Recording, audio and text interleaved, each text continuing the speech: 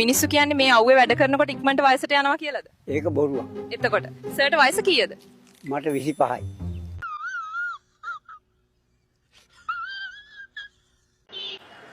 පේනව නේද පුතේ?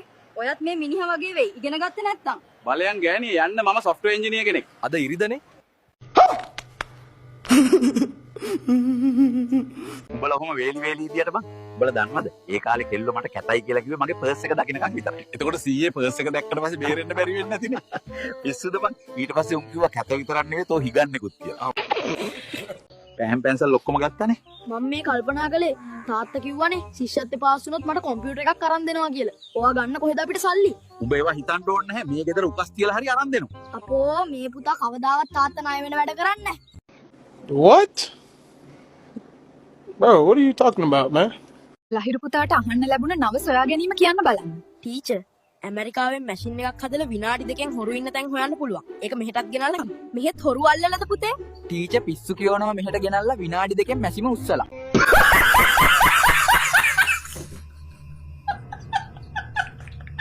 ඉස්කෝලේ යන්න කොයි වෙලේද තාම රස්තියාදුවේ? නැගපන් ගුටිනෝකා. අපෝ අපේ ගෙදරින් කියලා තියෙන නාදුන්න මිනිස්සුන්ගේ වාහන වල නගින්න එපා කියලා. ඒ යකෝ උඹට ඒ පාර මම තාත්තා කියලාත් අමතකද? ඉතින් එදා කිව්වේ මම තාත්තා කියන එක අමතක කරපන් පුතෝ. ඔය විභාගේ ෆේල් වුණොත් කියලා. අනේ බලන්න සර් මේ ළමයාට තාත්තා එක්කන් එන්න කිව්වම ඒ පාර අයියාද කොහෙද ඇවිල්ලා? මේ මොකද ළමයෝ මේ? ඉතින් මේ තමයි සර් මගේ සුදු තාත්ති. What? බුදු අම්මෝ. සර් මාව වෙන කොහේ හරි කමක් මේ ගෑණිකෙන් දුරට ගෙනියන්න. මේ අපරාධය කීයට වගේ දුවනේ මැඩම්? ඔය රෑ 11ට වගේ සර්.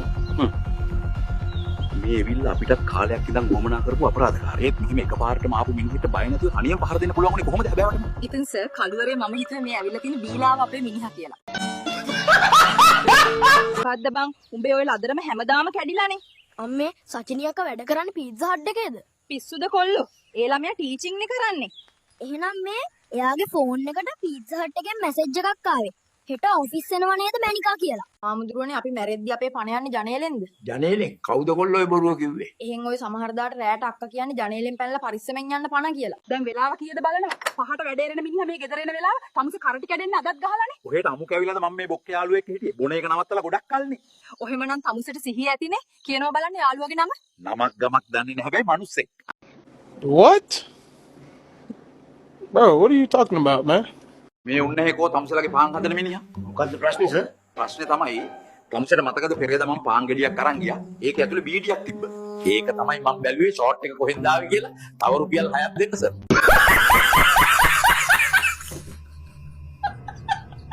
මල්ලි ග්ලාස් එකක් දාපන් බං. මොකෝ සර් මේ අද පට්ටම හැපි එකේ. සර් අර ඩිවෝස් කේස් එකෙන් දින්නවත්ද? නඩුකාරතුමා කිව්වා බං පඩියෙන් භාගයක් නඩත්තු වේදන් විදියට ගෙවන්න කියලා. ඉතින් සර් එහෙනම් කොහොම සතුටින් ඉන්නේ? ඉතින් යකෝ දැන් භාගයක් හරි තියෙනවා. කලින් මුළු පඩියම ගත්තේ ගෑණිනේ. මෙහෙමයි අවුරුදු දෙකක් යනකම් සැලරි එක සාමාන්‍යයෙන් 20000ක් වගේ. හැබැයි ඊට පස්සේ ලක්ෂයක වගේ සැලරි එකට යන්න පුළුවන්. හරිද? එහෙනම් සර් මම අවුරුදු දෙකකින් එන්න 20000 තියන් ඉඳගනින් ඔබ.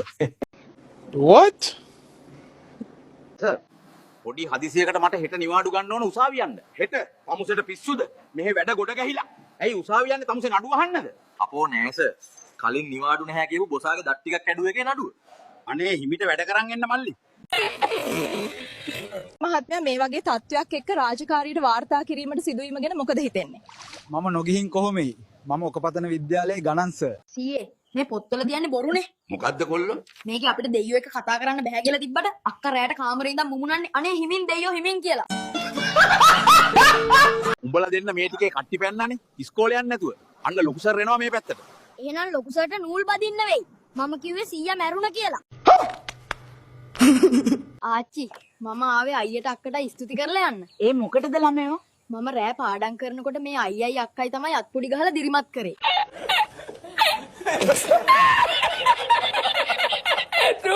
මට පේනවා මහත්තයා සහකාරියක් නැතිව අවුලෙන් ඉන්නේ ඔයා 35 වෙනකන් විතරයි. ඒ කියන්නේ ඊට පස්සේ සුපිරි කෑල්ලක් සෙට් වෙනවා. පිස්සුද යකෝ? ඊට පස්සේ උඹ ඒකට හුරු වෙනවා. කොහොමද වන මල්ලි? අයියේ කොණ්ඩේ අඩු කරලා රැවුල ෆුල් ෂේප් කරන්න. එහෙනම් කලිසමත් ගලවන්න මල්ලි. ඒ මොකටද? ඔය මූණේ මොන ෂේප්ද බං? අනේ බුදු මහත්තයෝ මගේ ඇස් දෙකම පේන්නේ නැහැ. මට බඩින් ගිත්තක් ගන්න කීයක් හරි දෙන්න. ඉතින් මිනිස්සු උදේ කොළබදි කකුල කැඩිලා ඉඳපු එකාගේ කොහොමද පාන දුරට එද්දි ඇස් පොට්ට උනේ? තමුස කොහෙද මේ හවස් වෙන්කට රින්ගන්නේ? දන්නවනේ නෝනා ටිකක් මේ. ආව් ආව් අඩියක් ගහන්න තමුසට මේ ළමයි ඉන්නවා කියලා ගානක් තියෙන එකක්ද? ඔහෙට පිස්සුද මේක තාම පොඩිනේ. කෙල්ල ලස්සනට එන්නවනේ මහත්තයා. ඔය ළමයා ඉස්සර මගේ උකුල උඩ මාත් එක්ක හුරතලුණ කෙල්ලනේ. මේ මහත්තයා මනමාලිගේ දුරින් වෙන්නේ නෑ දෙයක්වත්ද? මම මේ ළමයා කලින් වැඩ කරපු තැන බොස්. අංකල් අපිට කොත්තුවක් දාන්න. ලාර්ජ් එකද ස්මෝල් එකද ඕන සර්? අපිට අංකල් දෙන්න ස්මෝල් එකක් කලේ. ප්ලේට් 8කට දාලා. උඹලා බං ජොබ් කරන්නේ ඕනද හිඟන්නවද? What? Bro, what are you talking about, man? මොකද්ද මිනිස්සුયો මේකේ තේරුම? නැමදාම වැඩේරිලා බීගත්තු ගමන් ඉස්සර කොහොමද කිව්වේ? පඩි දවසට විතරයි බොන්න කිව්වා. ඔදින් යෝදියේ දැන් දවස් පඬිනේ. අඩෝ බං මේ කෙල්ලගේ බර්ත්ඩේ එක මොනවා දෙන්නද කියලා අයිඩියා ගන්න නැහැ. කෙල්ල මොන වගේද? ලස්සනයි බං. සුදුයි. කොණ්ඩේ එහෙම දිගයි. එහෙනම් මගේ නම්බර් එක තියන්න. තරහ වෙන්න එපා මහත්තයෝ. ආයේ බන වලට කතා කරන්න එපා. අනේ ඇයි හාමුදුරුවනේ? පුතා වීල් එකේ ගහන් ඉන්නේ. අම්මා දීපු පණ තාත්තා දීපු නම අදාළ නැහැ. කාගේවත් බන කියලා. What? පුතා මෙහෙ වරේ. කවද බං මේ උඹ මගේ බබා කියලා දාන් ඉන්නේ? ඒ මගේ බබා නෙවෙයි මාක් බාබා. අම්මේ මුස්ලිම් යාළුවෙක්. අපේ මහත්තයෝ මම මේ මහත්තයා දැන් එයිද කියලා බලන් ඉදී සෑහෙන වෙලාවක් තිස්සේ. ඒ මොකෝ සීයේ? ඉතින් ඉච්චර කලබලයට මාව හෙව්වේ. සර්ග ජීවිතේ සතුටුම දවසනේ අද මේ මල් ටික දෙන්න. සතුටුම දවස අද. හෙටනේ මගේ වෙඩින් එක. ඒක තමයි බං අද කිව්වේ ආයේ මොන ෆන්ද. නෝනේ අප්පේ හරිම මහන්සි. ඔය කහට එකක්වත් වක් කරන් ආවනම්. තාත්තේ.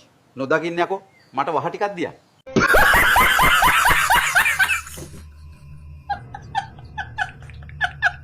උන්නේ කොහෙද යන්නේ මේ රැවෙලා? මම සර් මේ යනවා බීමෙන් හැදෙන ලෙඩ පෞල් ප්‍රශ්න ගැන දේශනයකට. මේර කවුද බං ඔය දේශන කරන්නේ? අපේ ගෑණි සර්. කෙල්ලේ ඔය කිරිද හදන්නේ? ඔව් අම්මේ තරිඳුට. අපෝ කෙල්ලේ අපේ එක ඔය කිරි බොන්නේ නැහැ. හැබැයි අම්මේ එයා ඊයේ රෑ මම දුන්නම නම් බිව්වා. What?